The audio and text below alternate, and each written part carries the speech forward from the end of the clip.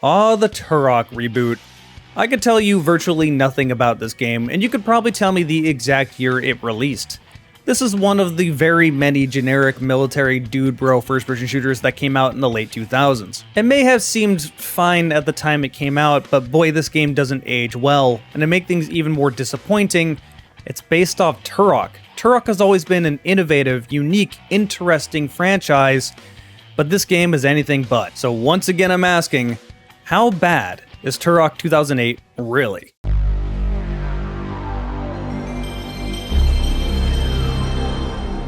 Hey, Jarek here. Now before I talk about Turok 2008, I'm going to talk about something I'd rather talk about, NordVPN.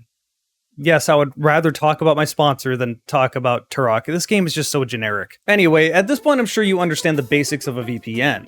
In short, it's supposed to change where your internet location is. I may still be on the West Coast, but as far as the internet's concerned, I'm over in Spain. I've used NordVPN for a while now. It's rather easy to use. Just with one click, you can change your location. There's 5,500 servers in 58 different countries. You can find a server near you for better speed or very far away to unlock more content. Yes, while internet security is a great thing NordVPN provides, it also just lets you see more shows that you usually wouldn't be able to see. If there's a certain YouTube video blocked in your country, we'll just change your location. There you go. If there's something on Netflix you can't watch, well, change your location. There you go. You can watch it. You can do this on 6 different devices on every major platform: Windows, Android, iOS, Mac, and Linux. Some neat security features is an automatic kill switch. If the VPN connection accidentally drops, it just blocks the device from accessing the web. Or you can have a double VPN. For extra protection, users can route their traffic through 2 VPN servers. NordVPN is more than just a VPN though. It will block malware, intrusive ads, and web trackers. It will also inspect anything you download for malware, along with straight up blocking malicious URLs. And since you game, you probably want to know what NordVPN can do for you. Well, if you can change your location, you can access games that wouldn't be available in your country. Or maybe find discounts in other regions. Or maybe play with a friend in a region-locked server across the world. I know other nocturnal people are out there. I basically live on Australian time, so yeah, that's something I'm going to be doing a lot, playing with my friends on the other side of the world. Then again, all my local friends are also nocturnal. Kind of a disease. Once you get to know me, you're staying up till 4 in the morning every night. Anyway, you can also block DDoS attacks, which is really useful for streaming. So hey, if you want to try NordVPN and get an exclusive deal, you can go to nordvpn.com/Jarek, or just click the link down below in the video information or in the pinned comment and try it out yourself. So hey, big thanks goes to NordVPN for sponsoring this video. And now let's talk about Turok. Okay, it may seem like I'm acting because in all reality, Turok 2008 isn't really a terrible game. It's just painfully mediocre. And man, it really just drains you the more you play it. There's a lot of little things that are very annoying and they all add up. But right away, there's a big thing. This is not a very good PC release. This game is also abandonware on PCs, so you're gonna have to go to websites like, say, My Abandonware to download it. Now, the game will install and run perfectly fine, but it has a disturbing lack of options. Thankfully, it naturally has widescreen support by default, so at least you don't have to go in and change your resolution in some INI file. However, there's 2 main things you can't change that you really need to in this game. The first one is motion blur. This game has so much motion blur. To make things even worse, when you take damage, your whole screen is just blurred. You can't see a thing. Thankfully, on PC Gaming Wiki, there is a file you can download that will replace some INI files and remove the motion blur.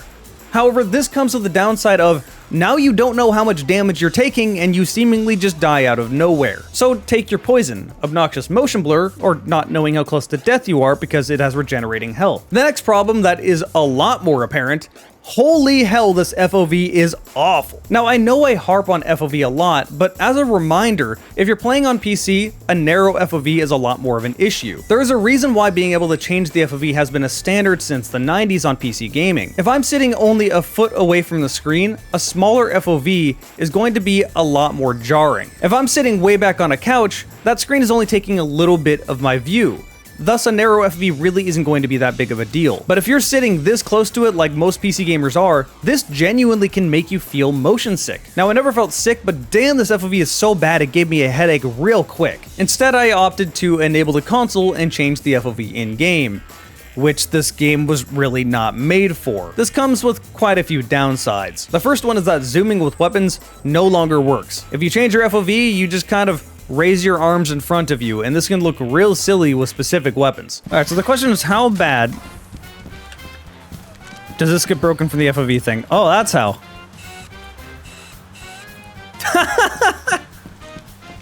Nice. What's 10 FOV like? Let's see if this breaks the game. It's a sniper scope. Oh, I can't go that high, damn. What's the max I can do? 150? Oh boy! Alright, here we go. Go warp speed! The next problem is almost not a problem because it's so entertaining. This hilariously breaks cutscenes. My man Reese. God damn it. Oh god. Oh god, the cutscene. Doing the stanky leg. You're one to talk. Look at him. Where the hell is He's sick. Sick grind. Being able to get shot from. Oh, Hey, oh, this is the animation. You guys are not ready for this cutscene. What's going This guy on, has some Turok? super sick breakdance moves. Think about it. Look at those dance moves. I can't compete with that. Go sauced on. So yeah, if you want to play this game on PC, you're gonna have to go find it on some abandonware website. Then you're gonna have to do a bunch of changes if you don't want to get sick. Now you could just buy it on console, but that doesn't give you the option to make these changes at all, so on console you're just going to have to put up with a bad FOV and tons of motion blur. Every once in a while I'll get a comment where people say, see, this is why I play on console, I don't have to do that stuff. That's not the change you're getting. The change you're getting is that you don't have the ability to do that stuff. All these problems you still gotta put up with on console, so you're not winning there. It's just bad all around. Also, no one is winning because it's video games. Choose whatever platform you want to play on. Video games are supposed to be for fun. I didn't want that to come out as some sort of platform console war. I don't care. That's why I have a gaming PC and that stuff. I have my preferences, but at the end of the day, I just want to play video games. This one even allows me to embrace my inner lazy. Anyway, how are the graphics themselves? Well, the game came out in 2008. Yeah, nothing about this really stands out as real good or real bad, to be honest. Textures can be a little low quality, but other than that, this looks like a game of its era. I will at least say the dinosaurs look pretty good, and they're animated particularly well. For example, when you kill one of the dinosaurs and it lays there squirming on the ground, there's a lot of little details like that in this game that I have to respect. Alright, story time. This one's boring. Now, previous Turok games can be a little convoluted in their story, but at least they create interesting worlds. I can't really tell if this is alternate dimension stuff or what's going on, but the world is unique because of it. In Turok 2008, it's a story that kind of has been told before. You crash land on a new planet. This planet just seems to have dinosaurs on it for some reason. It's not a particularly new setup to a plot, but I mean, I guess it works. Where this game gets really boring is in the main characters. In previous Turok games, Turok wasn't really a name, it was more of a title. Well, in this game, Turok is just your name. You're Joseph Turok. There is nothing about you that makes you any different from any other dude bro marine here other than you have a mohawk. And man, these characters do not stand out. It's that era of Gears of War, except for these characters don't have the character that Gears characters had. That made sense, right? English is a stupid language. Anyway, there's a lot of well-known voice actors in this game. For example, Ron Perlman. Ron Perlman takes the role of an asshole that's an asshole just because he needs to be an asshole. In the game, they describe this as, you were near my brother when he died. They don't show this or elaborate on it. Just take his word as fact, I guess, and he hates you for the whole game. Turok's here to help us track King down. He's a former member of Wolfpack. Yeah, before he screwed him over. Blade, can it? He can't be trusted. Like, this guy's just being antagonistic for the sake of being antagonistic. It's really annoying. But by the end of the game, he suddenly likes you. There was no reason for him to like you. He just does now. What? You really thought we'd leave you? It's like there are total pages missing and there was supposed to be some character arc, but there just didn't end up being one, so he went from being an asshole to being nice. Anyway, the main bad guy is Kane. No evil ruler of worlds or anything like that, just a military dude. He seems to run his own group of mercenaries that Turok was a part of in the past. Something went down and Turok turned against him. So that was your initial goal going to this planet, to get Kane. But nothing really develops here, he just occasionally talks to you, and most of the game is you just trying to get from point A to point B. So it's a story of, you're in a military task force, go get this guy because he's bad. That's pretty much it. And really, the entire tone and art style of this game is just aliens. Like, if you remove the dinosaurs and replace them with xenomorphs, this is just an aliens game. I have no idea why this needed to be a Turok game. Nothing about this screams Turok to me. Dinosaurs aren't the defining feature of Turok, it's just one of many. And that continues to the gameplay, which, oh my gosh, this is just kind of a slog to play through. Now again, it's not really bad, it's just another one of those late 2000s regenerating health shooters. Most of the time, you're not even going to be fighting dinosaurs. You're just going to be fighting mercenaries. And this plays like any other shooter of its time. You have regenerating health, you sit behind cover for it to come back, you pop out to kill them, rinse and repeat. And these enemies don't even have any blood. They just spark when you shoot or stab them. The reason is because Disney was publishing this game, and they weren't okay with humans bleeding, but they were okay with gore in dinosaurs. Blowing up a T-Rex's head into huge jibs is perfectly fine, but not a human bleeding, that's just too much. Now, this is a bigger deal than you may think, because the original Turok games had a ton of gore. Even Turok Evolution, which a lot of people were fairly disappointed by, had tons of pretty awesome gore. Hell, they had an upgrade to the cerebral boar, the Swarm Boar.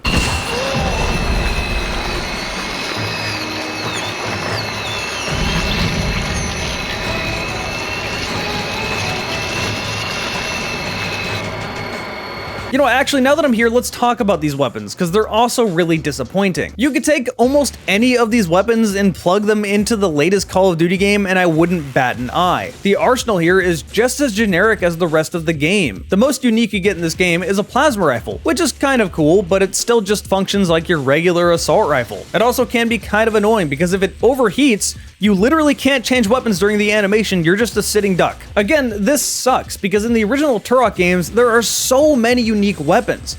Hell, let's look at Turok Evolution, a game seen as kind of a disappointment to the Turok games before it. In this game, you have a bow with poison arrows to make your enemies vomit.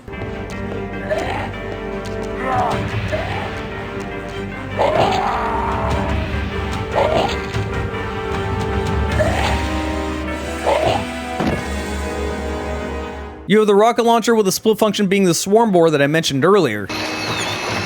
Hell, this rocket launcher can even fire nukes. Oh. Holy shit. Like, those are just a few examples. There are so many unique weapons, and you can carry all of them at once.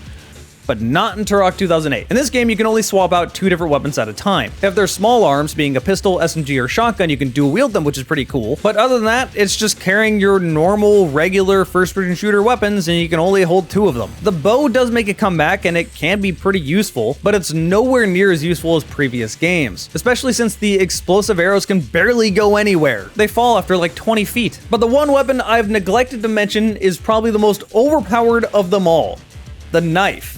Yes, a knife is better than all of your guns. The reason is because when you walk up to an enemy, you'll raise your knife and just do a takedown animation. It doesn't matter if it's a human or a dinosaur, you are going to stab this thing to death right away. As you can imagine, this is quite overpowered, depending on the circumstance. You see, when you're in this cutscene, obviously you can't do anything.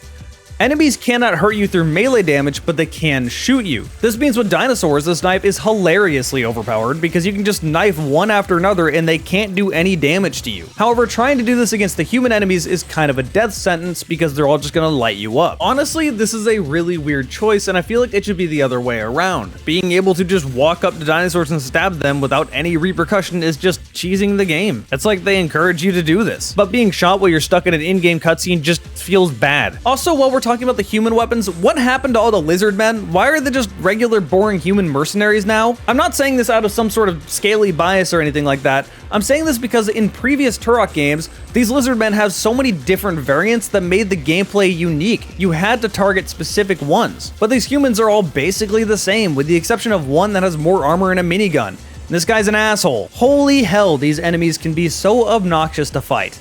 They're easily able to pin you down, kill you very quickly, and you're stuck behind cover most of the time. But that's the least of your concerns. Now, I said Turok 2008 is a pretty mediocre shooter. It's by the numbers, and that is true, but there's so many little decisions in this game that add up to make an incredibly tedious, annoying experience. For example, this is 2008, so everything needs a QuickTime event. Every 5 seconds, something is pouncing on you, and you have to mash buttons to get it off. If you need to open a door, mash a button to open the door. You want an interesting final boss of the game? Too bad, have QuickTime events instead. I'm not kidding you, you kill the final boss through QuickTime events. This stops the flow of the game entirely and is just not engaging. And speaking of stopping the flow, the second thing this game does is that everything knocks you over, and this is way more irritating to me. Because when you get knocked over, you're stuck into an animation where you're entirely vulnerable, and if you die this way, it just feels like bullshit. I don't know how I'm alive, but I'll take it. Uh-oh. God damn it. Oh my god, if that kills me.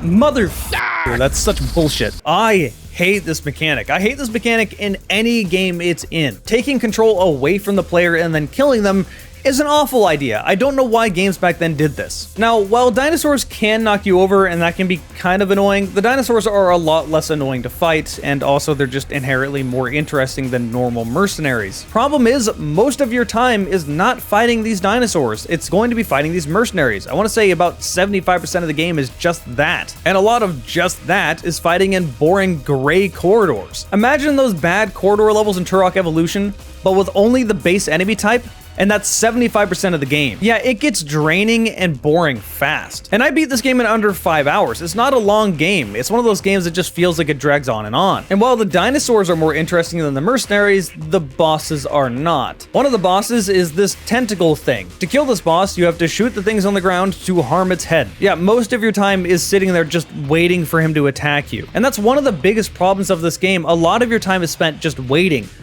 to stand up, waiting for that QuickTime event to end. I just want to play the game. I know I'm probably sounding really whiny, but this game just gets on your nerves. At the beginning of the game, you're feeling pretty okay. You're fighting dinosaurs. This is unique. This is interesting. By the end of the game, you're drained and just want nothing to do with the game anymore. Bizarrely, I don't remember this. I remember the game being very mediocre, but fine when I played it back in the day, but going back to it, man, it did not age well. Even the true final boss is just not very good. It starts out with this helicopter immediately melting you right out of a cutscene, so that's fun. Then you have to wait while it shoots at you, get on this turret, shoot it, then wait while it shoots at you again. Yeah, a lot of this is waiting. It gets taken out, and then you kill the pilot in a QuickTime event, as I mentioned earlier. And then you have to fight the T-Rex. And this is the true final boss. You move faster with your knife out, which you desperately need to do to get away from this T-Rex, even though it still moves faster than you. You will get vored, that's just gonna happen. But most of this boss is just walking around cargo containers so it can't get to you and shooting it with explosives. Eventually it falls over and you go into an animation with your knife and you kill it. That's it. If this wasn't a T-Rex, there'd be nothing really to say about it. So how bad is Turok 2008 really? Well, if it wasn't named Turok, it'd just be another one of those late 2000s military shooters that we would all forget about. Does that mean it's really bad? As a game, it's not awful, it's just very generic and boring. But as a Turok game, it's damn awful. Also, if you haven't been able to tell, it gets me very annoyed after prolonged sessions of playing. This is a game that would benefit from a lot of quality of life changes. And that should sum it up. I want to give a huge thanks to everyone that joined me over on Twitch while I stream this game. My Twitch is twitch.tv/JaredCoreGamingDragon. If you subscribe, you get to see my videos ahead of time. Huge thanks goes to NordVPN for sponsoring this video. If you want to download NordVPN for yourself, check that link down below in the video information. And of course, thank you for watching this video.